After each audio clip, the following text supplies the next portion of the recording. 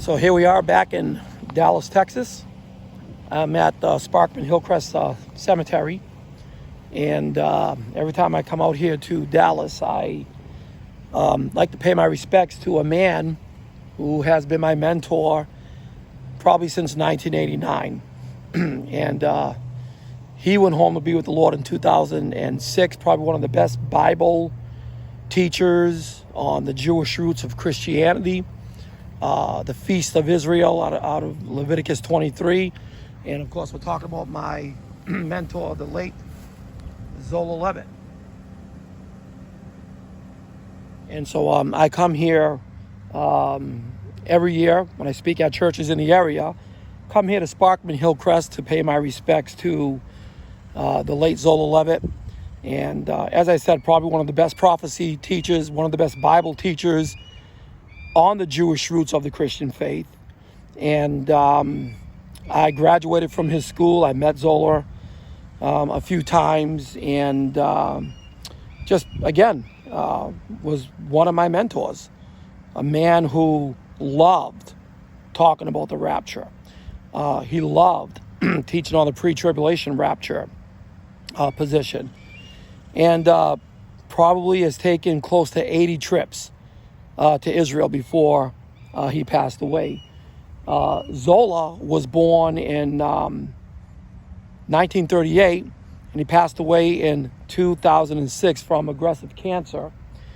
And this is where he's buried. It's a really, really hot day here in Dallas. They're expecting to reach up to 104 today, but you can see we're under a nice little shady tree here, and someone just recently went and placed flowers here at Zola's grave.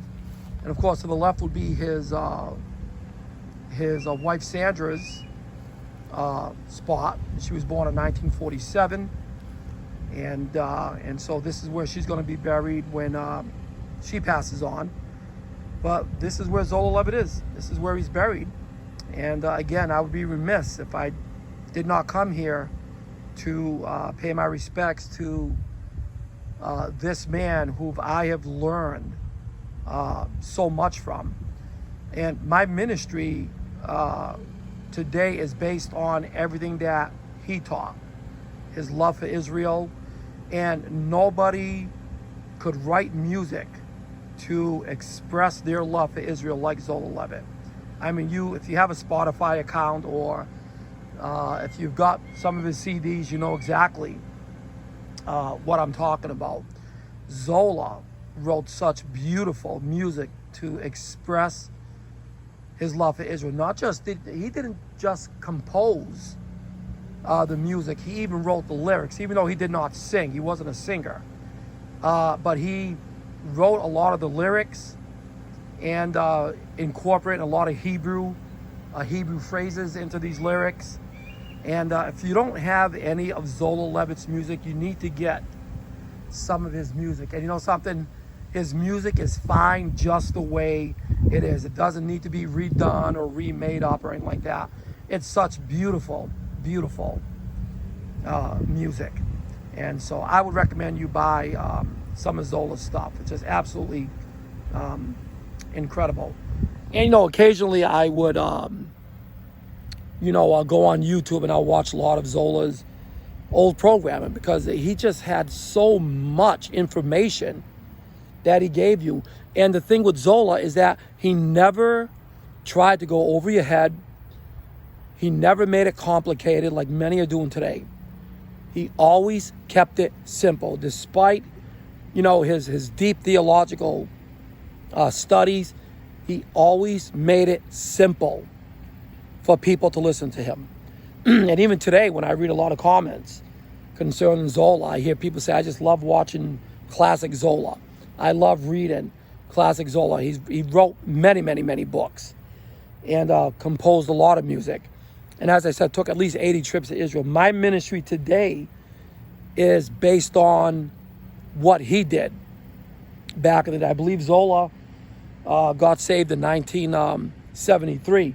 And, one time he, on TV, he said, I was speaking at a church And he said, the pastor came up to me, he says, hey, before I introduce you, how do I explain who you are? Are you a Messianic Jew? Are you a completed Jew? Are you a born-again Jew?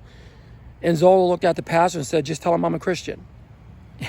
Because you got today people that want to build up that wall, and divide the body of Christ today. It's unbelievable. But Zola, he was not like that at all. This was probably one of the best Bible teachers that I've ever encountered.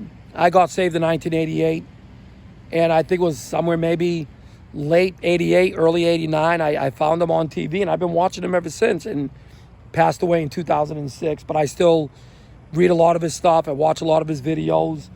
And this is someone who was an expert on Israel. This was someone who taught Bible prophecy. This was someone who taught Israel and Bible prophecy. This was somebody who taught the rapture, the pre-tribulation rapture. And the sad thing is today is that nobody's even talking about the rapture anymore. No one even talks about the pre-tribulation rapture anymore. And it's sad. It really is. In this day and age today, it's sad.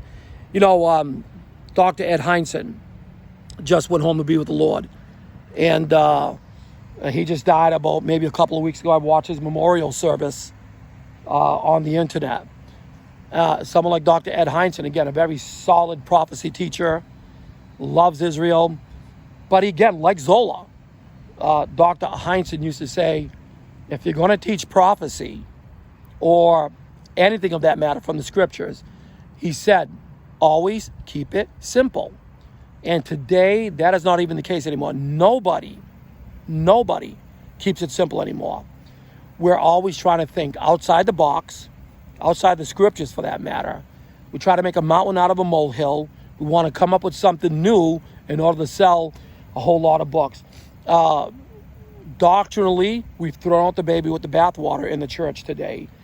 Bible prophecy has lost all credibility in the eyes of the world today simply because, as Dr. Dave Reagan used to say, one of the most abused doctrines in the church today is the doctrine of Bible prophecy. You got those who would say that Bible prophecy is not one of their strong points, but yet they're teaching Bible prophecy. They're making a mountain out of a molehill. They're pulling a few verses here, a few verses there, rolling it up into one and saying, this is what it means. And I get people who get mad at me when they say, oh, I used to be a member of so-and-so's church, and what do you think about them? And when I tell them I think they're doctrinally wrong, they get upset and mad at me. I mean, I only follow those that I know are a biblicist. That was Dr. Ed Heinzen, and it was this man right here, Zola Levitt. Even though Zola had a honorary doctorate, he never referred to himself as Dr. Zola Levitt. I heard one guy refer to him on an interview that he was doing on his show. He goes, well, Dr. Levitt. He goes, no, don't call me Dr. Levitt, just call me Zola. He's just a very, very humble man. And it's sad that people like Zola, Dr. Ed Heinzen, are off the scene now. They've died off, and yet now they're being replaced by those who will no longer teach on the rapture. They won't even mention the rapture anymore. They won't teach on the pre-tribulation rapture, which I have to say is widely under attack in the church today. You got these guys in the church today that want to put you in the tribulation period, whether it's the first 3.5 years, 1/4 of the last 3.5 years as pre-wrath guys are trying to propagate, or the whole entire 7-year period. And yet they miss the passages that describe that period as a time of Jacob's trouble. It has nothing to do with the church at all. The church ain't even mentioned as being on the earth during the tribulation period between Revelation chapter 6 through 19. All the church is mentioned 19 times before the tribulation and 6 times after, but never in between. And yet we got those in the church today that will in vain try to put you on the earth, or the church for that matter, on the earth in the tribulation period. Zola always brought that point out. He was just one of those solid Bible prophecy teachers that you could just sit down and just listen to him for hours. And I have learned so much from this man. And now he's gone. He's been gone since 2006.